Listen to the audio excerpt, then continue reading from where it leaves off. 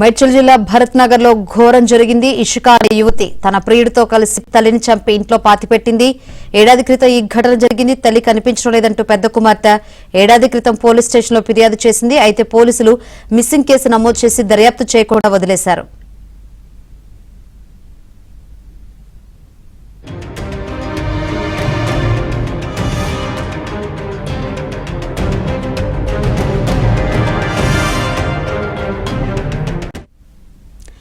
ఇటీవల ఇషిక ఆమె ప్రియుడు తీవ్ర ఆర్థిక ఇబ్బందుల్లో ఉన్నారు. దాంతో తల్లికి చెందిన ద్విచక్ర వాహనాన్ని విక్రయించాలని ప్లాన్ చేశారు.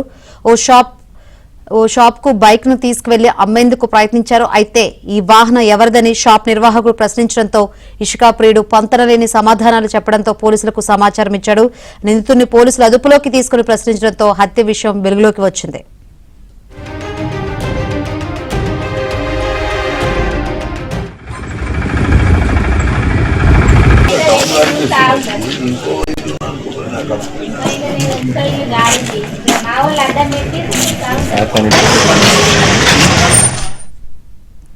రైట్, 1 ఇయర్ బ్యాక్ జరిగిన ఈ ఘటన అసలు ఇప్పుడు ఎలా వెలుగులోకి వచ్చిందో తెలుసుకుందాం. మరిన్ని వివరాలు అందించేందుకు మా ప్రతినిధి శశి సిద్ధంగా ఉన్నారు. శశి, జవహర్ పోలీస్ స్టేషన్ పరిధిలో దారుణమైన ఘటన వెలుగులోకి వచ్చింది. ప్రియుడు మోజులో పడి కన్న తల్లిని అత్యంత కిరాతకంగా హత్య చేసింది ఒక కూతురు.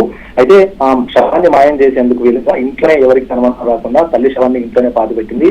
సంవత్సరం తర్వాత ఈ ఘటన వెలుగులోకి వచ్చింది. ప్రధానంగా ఇటు జవహర్ నగర్ పోలీస్ స్టేషన్ పరిధి కౌకూరు భరత్ నగర్ లో అంజు అనేటటువంటి మహిళ నివసిస్తూ ఉండేది. ఆమెకు 2 కుమార్తెలు. చిన్న కూతురు ఒక వ్యక్తిని ప్రేమిస్తూ ఉంది. అదే సమయంలో ఈ ఇద్దరు పెళ్లి చేసుకోవాలంటూ కూడా భావించారు. ఇదే విషయాన్ని తల్లికి చెప్పారు. అయితే తల్లి పెళ్లికి నిరాకరించడంతో ఎలాగైనా ఆమెను అంతమందించాలంటూ భావించి గత సంవత్సరం క్రితం అంజుని కూతురు ఇషిక ఆ తర్వాత ప్రియుడు కలిసి ఇద్దరు కిరాతకంగా హత్య చేశారు. అనంతరం డెడ్ బాడీని వారు ఉంటున్నటువంటి భరత్ నగర్ లోని ఇంట్లోనే పాతి పెట్టారు. అనంతరం ఏమికి తెలియకుండా పోలీసులకు ఫిర్యాదు చేశారు. తమ తల్లి కనిపించడం లేదంటూ కూడా జవహర్ నగర్ పోలీసులకు సంవత్సరం క్రితం ఫిర్యాదు చేశారు. అయితే పోలీసులు గతంలోనే దర్యాప్తు ప్రారంభించారు. అన్ని కోణాల్లో దర్యాప్తు కొనసాగించినప్పటికీ కూడా ఎక్కడ ఆమెకు సంబంధించినటువంటి ఆచూకీ లభించలేదు.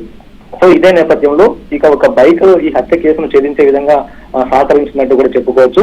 అంజు గతంలో మృతురాలు అంజు గతంలో ఒక ద్విచక్ర వాహనాన్ని వాడేది. అయితే తల్లిని చంపిన తర్వాత ఆ ద్విచక్ర వాహనాన్ని ఇటు ఇషిక ఆ తర్వాత ఆమె ప్రియుడు ఇద్దరు కూడా ఆ ద్విచక్ర వాహనాన్ని దాచిపెట్టారు. అయితే ఈ మధ్య కాలంలో ఆర్థికంగా కొన్ని ఇబ్బందులు పెట్టడంతో ఆ ద్విచక్ర వాహనాన్ని విక్రయించాలంటూ కూడా ఇషిక ఆ తర్వాత ప్రియుడు భావించారు. అందుకు అనుగుణంగానే ఆ ద్విచక్ర వాహనాన్ని రామ్కోటికి తీసుకొచ్చారు. రామ్కోటిలోని ద్విచక్ర వాహనాలను కొనుగోలు చేసేటటువంటి ఒక షాప్ లో విక్రయించేటటువంటి ప్రయత్నం చేశాడు.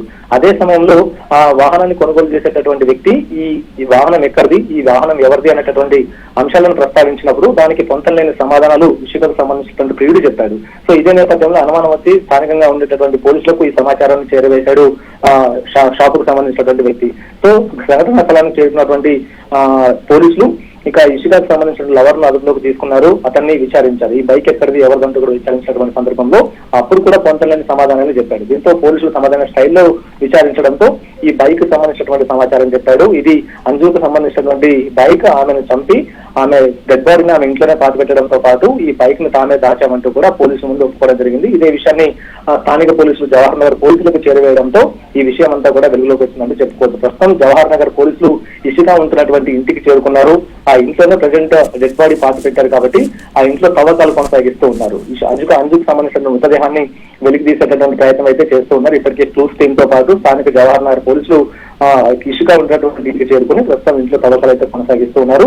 మరి కాసేపట్లో అంజుకు సంబంధించినటువంటి మృతదేహం వెలికి తీసేటటువంటి అవకాశం అయితే కనిపిస్తుంది. ఆ తర్వాత అసలు అంజును ఎలా చంపారు, ఏ విధంగా చంపారు అనేటటువంటి అంశాల గురించి కూడా పోస్ట్ మార్టం నివేదికలో స్పష్టంగా వచ్చేటటువంటి అవకాశాలు అయితే కనిపిస్తున్నాయి. ప్రస్తుతం ఇప్పుడు ఇషికతో పాటు ఇషికకు సంబంధించినటువంటి ప్రియుడు జవహర్ నగర్ పోలీసుల అదుపులో ఉన్నారు. సో మొత్తానికి ప్రియుడు మోజులో పడి కన్న కూతురుని అత్యంత దారుణంగా ఇషిక హత్య చేసింది. ఈ విషయం ఎవరికి బయటికి తెలియకుండా ఉండేందుకు ఆ తర్వాత ఇటు డెడ్ బాడీ కూడా ఎవరికి గుర్తుపట్టకుండా ఎవరికి కనిపించకుండా ఉండేది కూడా ఇంట్లోనే పాతిపెట్టి ఏమీ తెలియదన్నట్టు కూడా అమాయకంగా నటిస్తూ ఇటు కుటుంబ సభ్యులను సైతం బురిడి కొట్టించడమే కాకుండా ఇటు పోలీసులు సైతం బురిడి కొట్టించింది. శంకరి, రైట్ శశి.